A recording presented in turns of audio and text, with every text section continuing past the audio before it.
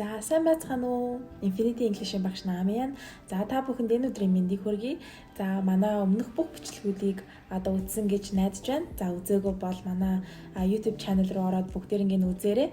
За өнөөдрийнхээ бичлэгээр та бүхэндээ ингээ хамт сууж байгаадаа маш их баяртай байна. За өнөөдрийнхээ бичлэгээр би та бүхэндээ I'm sorry буюу уучлаарай гэдэг хэллэгийг хэрхэн өөр 8 аргаар хэлж болох вэ гэдгийг зааж өгсөн юм аа. За уучлаарай I'm sorry гэдэг үг бол бүх харилцаанд маш түгээмэл хэрэглэгддэг хэллэгүүдийн нэг байгаа. За тэгэхээр ерөнхийдөө бол дандаа I'm sorry sorry гэдэг бас уйтгартай маш олон янзаар бас формал үеүүдэд хэрхэн хэрэглэх вэ гэдээ ерөнхийдөө бол яг 8-ыг багш нь цогцолуулаад сууж байна. За тэгээд эхнийх нь болохоор эхний хувилбар маань тийм ээ I owe you an apology гэж. За би чамд ингээ уучлахгүй хүртээ гэж ерөнхийдөө бол зөвлөж хэлж байна. За тэгээд жишээ авах юм бол I owe you an apology for what happened at Christmas party тийм ээ. За ингэж хэлж болох нь. За манай хоёр дахь жишээ, хоёр дахь хувилбар болохоор ингэж байна. I take full responsibility for my actions тийм ээ. За энэ болохоор илүү формал тохиолдолд хэрэгэлдэг байгаа. За энэ өгүүлбэр тэр чигтээ ерөнхийдөө бол хийсэн бүхнийхээ хариуцлагыг би хүлээе, намайг уучлаарай гэдэг утгыг илэрхийлж байна. За гурав дахь хувилбар маань болохоор it was careless of me гэж байгаа. За энэ дэр жишээ авах юм бол it was careless of me forgetting to text you тийм ээ.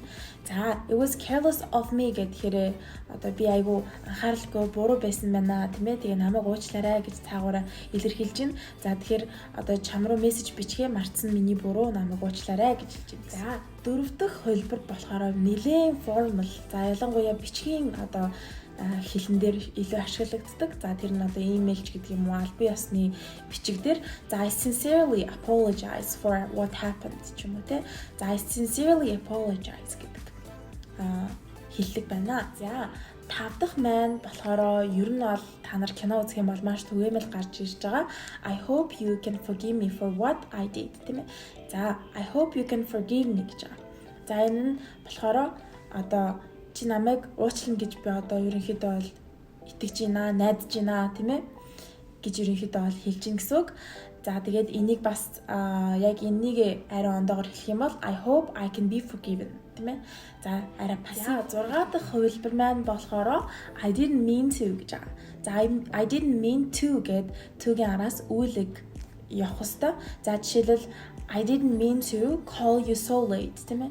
За би чам руу ингээд орой залгая гэж бодоогүй шүү. Намайг уучлаарай гэдэг утгыг ерөнхийдөө бол илэрхийлж гарч идэг гэсэн үг байна. За 7 дахь хувилбар маань болохоор I shouldn't have гэж байгаа. За жишээлбэл I shouldn't have told you тийм ээ. За тэгвэл энийг би чамд хэлэх ёсгүй байсан юм да. Миний буруу гэдэг утгыг ерөнхийдөө бол гаргаж өгч идэг байна. За I shouldn't have told you тийм ээ. I shouldn't have forgotten. За би мартах хэрэггүйсэн да. За тэгээд 8 дахь буюу хамгийн сүүлийн хувилбар маань I deeply regret гэж байгаа. За би бүр маш ихээр харамсаж байна гэсэн утга гаргаж өгч байгаа. За I deeply regret for what I did гэдэг юм уу те. За юу хийсэндээ тийм ээ нэг юм хийсэндээ би маш ихээр харамсаж байна гэж ерөөхдөө илэрхийлж байна. Үзсэн та бүхэндээ маш их баярлалаа. Бичлэг болгоны минь үзээд дэмжиж байгаа үзэгчдээ, сурагчдаа маш их баярлалаа. За тэгээд хамгийн сүүлд нь хэлдэг үгээ хэлэх гэж байна. За манай YouTube channel-ыг subscribe дараарай. Манай бас Instagram-аар зочилж үзээрэй. Өдөр болгон phrasal verbs-ууд ерөнхийдөө бол бараг шахуу ордог. За тэгээд гоё quiz-ууд ерөнхийдөө бол оруулдаг. Шинэ үгнүүдийг бас манай Instagram page-с суралцах боломжууд аягүй их байдаг. За тэгээд энэ бичлэгэн дээр лайк дараарай. За тэгээд бас Facebook-ээр түгээгээд гоё шеэрлээрэй. За тэгээд бас бүгдээрээ хамтдаа багаар тийм ээ ямахнаар ингээд англи хэлээ дээшлүүлцгээе. Тэгээд энэ хөл хорионы үеийг бүгдээрээ өөрсөддөө ашигтайгаар positively тийм ээ өөртөө үр өгөөчтэйгээр гоё эергээр өнгөрүүлж ядаж хэлээ сурыг гэрээ зэрлэе тийм ээ. За окей. Тэгэхээр дараагийн бичлэгээ та бүхэн маань гоё хүлээгээ сууж байгаарай. Би та бүхэндээ зөндөө олон зүйлийг бэлдэж байгаа. За тэгээд лайк дараарай, комент бичээрэй, шеэр хийгээрэй. За баярлалаа намайг үзсэн багшаагаа дэмжээрэй.